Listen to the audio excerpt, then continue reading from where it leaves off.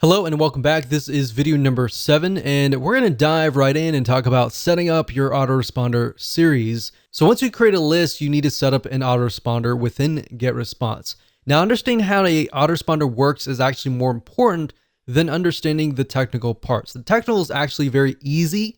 Understanding how an autoresponder works is crucial because then it doesn't matter if you're using GetResponse or any other service. This can actually cross different platforms, as long as you understand the concepts. Now, an autoresponder allows you to choose when you email your subscribers, the time zone, all of that.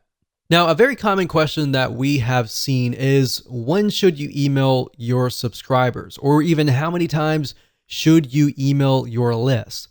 And while I can't give you an exact answer, I can say that it really depends on your audience. If you've done the proper demographic research and you understand somebody's typical day and all of that, then understanding when is the best time to email them is actually quite easy. Now, the beauty of GetResponse is that you can set it up to email them following the same time that they signed up, meaning you can catch them at the best time that they signed up. So let's say, for example, that one of your subscribers signed up on Wednesday at 3 p.m. What GetResponse will do is it'll actually detect that, and you could set that within your email autoresponder system and say, okay, email them every day at 3 p.m. or every week on Wednesday, 3 p.m. Now, you don't have to do that. You can actually set it up differently. You can set it up so that they receive an email every day, every other day, or once a day, and then you skip 2 days, and then you go 3 days. Or you can even set it up so that you only email them during Monday through Friday and you skip Sunday and Saturday. Now, the only time that you would want to do that is, let's say, for example, that you're a local business or you know that your audience is not going to be available during Saturday and Sunday. So that's why it's crucial to understand when your prospect is actually near the email, they're near their desktop, they're awake, they're not working, and all of that. And like I said, you can email them based on time zone, which is great if you are reaching people globally. That said, what we have found though across the board in different niches is that we found that 10 a.m. or even 10:30 a.m. is to be the best time to email. What we found is weekends are also awful, and they're very awfully low in open rates, but they tend to be higher in quality click rates, meaning out of 1,000 people, you may normally get 400 people to open your emails during the week, but maybe during the weekend, you might only get 300. But out of those 300 people opening that email, they might click through at a higher rate. We can't give you a definite answer with that as well, because different niches are different.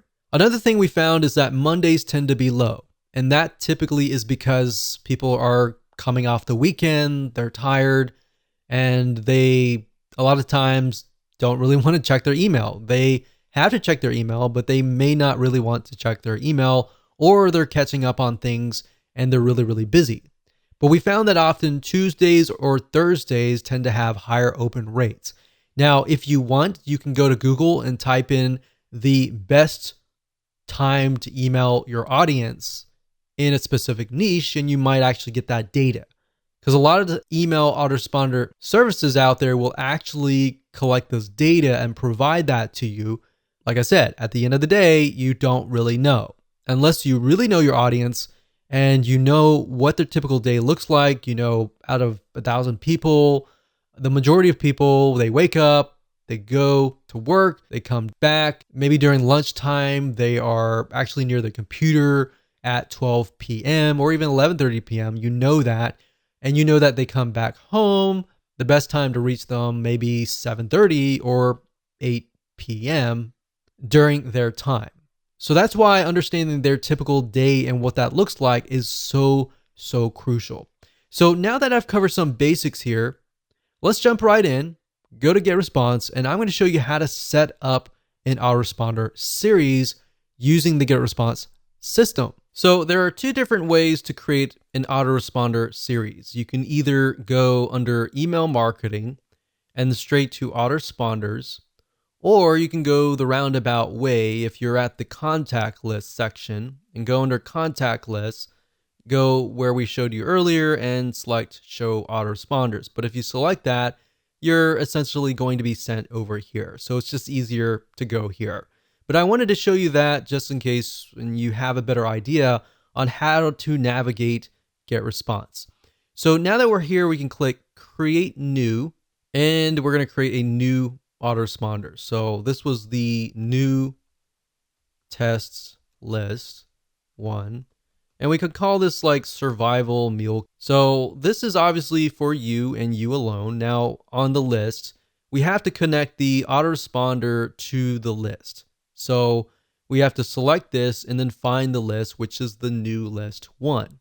So we're going to click this. And as you can see here, I went ahead and selected that. So you need to connect that too, otherwise it's not going to work. Now right here, this tells you when do you want the first message to be received. So after they confirm that they are indeed real and genuine, then the next thing is when do you want them to receive the email? Now, it's my recommendation that you immediately send them an email. So I would put day 0. And while that doesn't really make sense because it should be day 1, that's how most autoresponders are set up. So day 0 really means 1, immediately. Day 1 usually means the next day, 24 hours after that.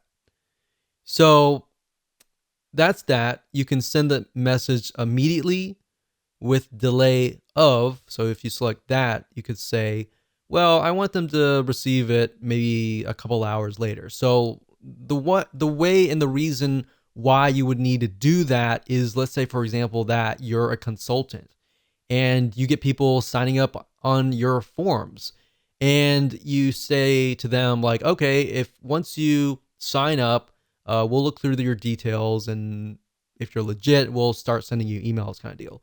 Or if it's a local business, you could specify that I only want to email on Monday, Tuesday, Wednesday, Thursday, Friday. We'll negate Saturday and Sunday. You could do that as well. So you could send immediately on these days and skip out on Saturday and Sunday.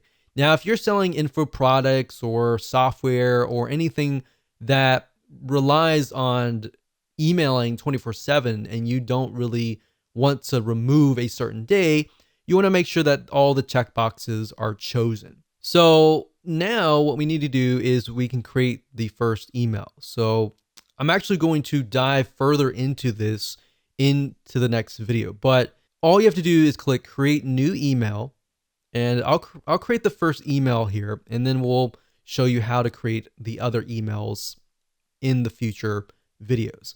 But the message name is the name that will appear in the list of your messages. It's not going to be seen from your subscriber's point of view, but it's just there so that you know what that email is.